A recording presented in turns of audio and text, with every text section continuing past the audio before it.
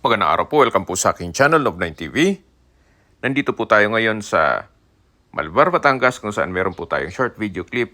Isang residential farm property na may lot area 1,225 square meters. Ito po ay titulado, wahi po ang may-ari kaya wala po kayong magiging problema sa documentation o sa transfer ng title.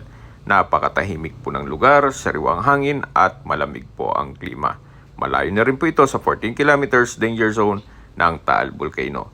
Punong-puno po rin po ito ng fruit-bearing trees gaya ng rambutan, mangga, langka, saging, nyog at marami pa pong iba. Binebenta po ito ni owner sa halagang 15 million pesos. Kung may mga katanungan po kayo, tawag lang po kayo sa aking numero at meron po tayong full video nito na mapapanood nyo sa aking YouTube channel na Love9 TV.